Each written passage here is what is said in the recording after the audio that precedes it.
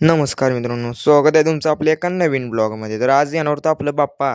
मग काय लगेच आलो आपल्या जुन्या घरी आणि तिथं आल्यावर आपला गणेश भाऊ भेटला. गणेश भाऊ तर लगेच नाचायला चालू केलं. म्हणलं आता शूटिंग करायला एक कॅमेरामॅन पण पाहिजे म्हणून कॅमेरामॅन बोलवला. कॅमेरामॅन 1.5 कोटीचा कॅमेरा घेऊन हजर राहिला. म्हणलं आता कॅमेरामॅनचा कॅमेरा हिसकून घेऊन आपण ब्लॉगिंग स्टार्ट करू. नमस्कार मित्रांनो, तर आमचा यश भाऊ चहा भात खाऊन आला आहे. चहा भात खाल्लेला यशनं. कॅमेरा तुम्हाला कसा वाटते सांगा मला. कॅमेरा 1.5 कोटीचा कॅमेरा आहे. पण गावात याचा पण याच्या काही नाही म्हणून पाहून आता आम्हीच नेतो. आम्ही ते कसं चाललोय टाटा. आलो फाडीशीन गावात आणि आपल्याला तर घ्यायच्या होत्या फटाकड्या. मग काय लगी घेऊन टाकल्या फटाकड्या आपण.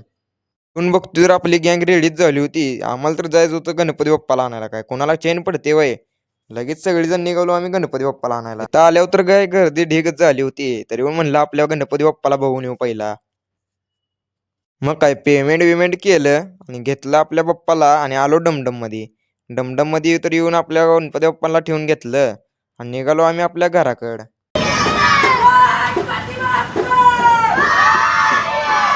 मग बाप्पा आले तर म्हणल्यावर माळ तर लावायला पाहिजे. गणेश भाऊन लगी बॉक्स फोडून घेतला आणि हातरून घेतली माळ आणि भाऊला काय माळाची चिकट टेप फाटना.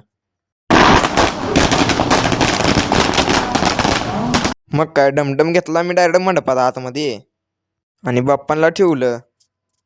तिथनं घरी येऊन बघतो तर आपल्या घरी पतंग काका आणि पवार काका पण येऊन थांबलेले आहेत. कारण आपल्या घरच्या गणपतीला पेटा आणि धोतर पण घालायचं होतं. मग काय पतंग काकांना घालून घेतलं पेटा आणि धोतर. मग आपल्या गणपतीचा लुक कसा दिसतोय कमेंट करून सांगा मला.